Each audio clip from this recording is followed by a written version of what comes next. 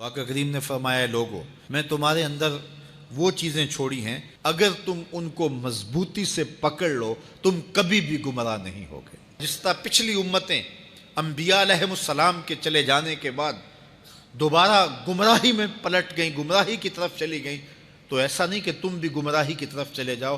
اگر تم میری نصیحت پہ عمل کرو تو دو چیزیں تمہارے اندر ایسی چھوڑ کے جا رہا ہوں، ان کے دامن کو مضبوطی سے تھام لو تو کبھی بھی گمراہ نہیں ہوگے۔ ان میں سے پہلی چیز کتاب اللہ، اللہ کی کتاب، اور دوسری بھاری چیز جو میں تمہارے اندر چھوڑ کے جا رہا ہوں وہ میرے اہل بیت نبوت ہیں۔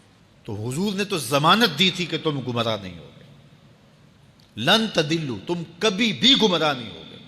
اور یہ 73 گروہوں میں کیسے بٹ گئی؟ تو حضور نے شرط لگائی تھی کہ اگر تم ان دو چیزوں کو تھامے رکھو گے تو کبھی بھی گمراہ نہیں ہوگے، ایک اللہ کی کتاب اور ایک میرے اہل بیت کو۔ گمراہی کیسے ہوئی؟ کسی نے کتاب کو چھوڑ دیا، کسی نے اہل بیت نبوت کو چھوڑ دیا۔ گمراہی تب ہوئی کسی نے کتاب کی بات تو کی لیکن اہل بیت کا بغض سینوں میں پلتا رہا، اور کسی نے اہل بیت کے نام کی دہائی تو دی لیکن کتاب کے پارے بھی پورے نہ مانے۔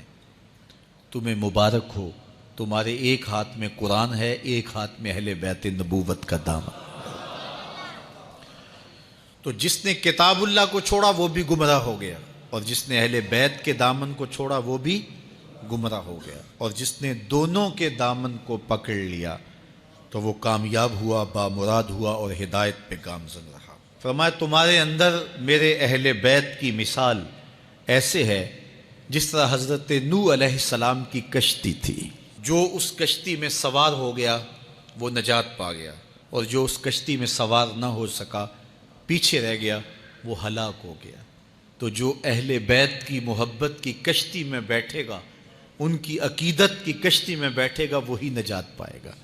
جو اہل بیت کا بغض سینے میں پالتا رہا، نجات اس کا مقدر نہیں ہو سکتا۔